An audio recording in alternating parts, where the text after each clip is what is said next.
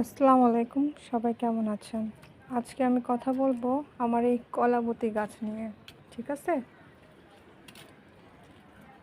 অনেকে মনে করেন যে কলাবতী গাছ হয় না, তাদের জন্য এই ভিডিও। আমি দেখেন, তারা আবার বাচ্চা দিতে ওস্তাদ। আমি 2-3টা গাছ এনে লাগাইছিলাম, মাদার গাছ। একটা হচ্ছে রেড আর একটা হচ্ছে এই যে সবুজ। জাস্ট পানিতেই রেখেছি, আর কিছুই দেয়নি। নিচে শুধু বালু দেওয়া আর একটু মাটি, আর ডেকোরেশনের জন্য এই যে বিদেশি একটা জলজ উদ্ভিদ, এটাকে কি বলে আমি জানি না, নাম দাঁত ভেঙে যায় নাম বলতে গেলে।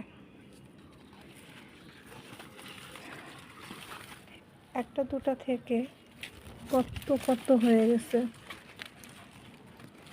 তোলাও যায় না।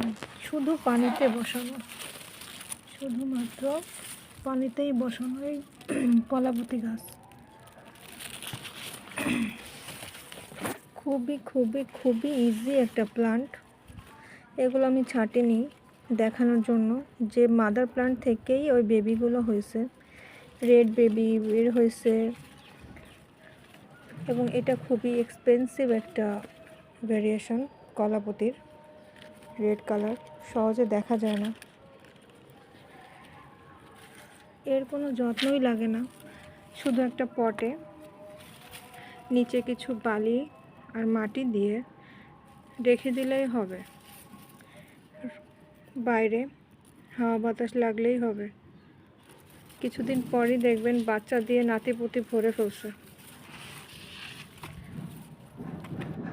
অনেক সুন্দর, অনেক সুন্দর একটা গাছ।